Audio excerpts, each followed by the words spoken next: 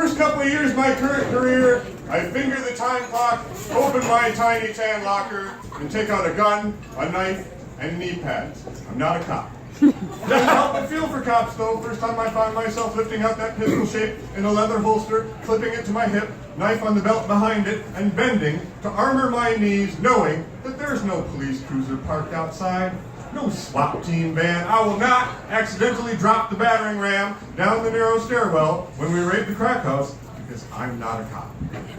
No, I put on my gear in this windowless room, painted cinder block walls, steel door, bulletin board, and industrial furniture, knowing full well that the only thing I'm about to shoot are boxes of cereal and cans of soup. I work in a grocery store. I am night stop.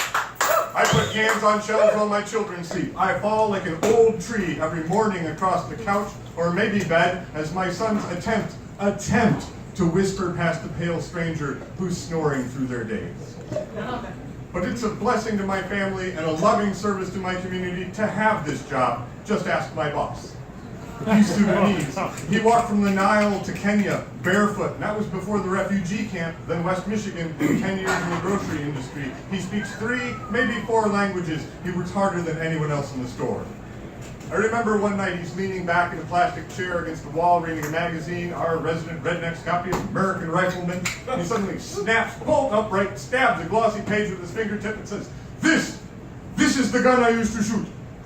And he turns it around and shows it to all of us. And sure enough, in full color, almost centerfold size, is Mikhail Timofeyevich Kalashnikov's gift to Somalia, the voice of Viet Cong still speaking to scared Marine and suburban sleep around it as we pause from our labor to break bread together and listen to our boss tell us about Africa. This is the gun I used to shoot when I was in the Army. That was 1994. And just when I think he looks awfully young to have been, he says, I was 11. Man, what a powerful gun. Kicked really hard. His shoulder rocks back, imitating the recoil. And not knowing any better, I ask him if he ever fired the AK standing up. He says, oh no, they teach us. Always lay down. Always aim. Man, what a power. Sometimes someone yells, grenade! We all get real quiet. And then boom, the grenade explodes, and we all start shooting again at the same time. Boom, boom, boom, boom, boom, boom, boom, boom. He calms down, and then we eat, and a curious expression passes over his face like the shadow of clouds across a field of dry grass. He says, I remember war was fun. We came back from battle, sitting in a circle, all joking and laughing at the guy who was crying because he got shot.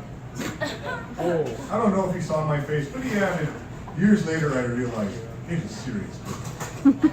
This is serious business too, because cans of soup and boxes of cereal aren't the only thing I've taken for targets. I too have taken aim at humans. I know what it's like to laugh at a girl who is crying because she got shot. I shot her.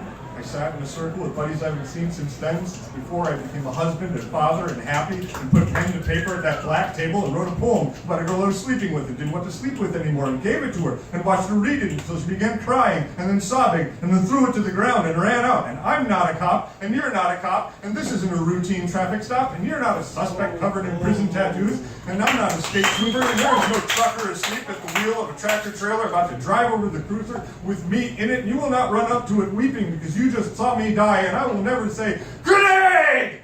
While you rotate the baby food. Whoop! But here you go, Gabe. This is the gun I used to shoot. Hey!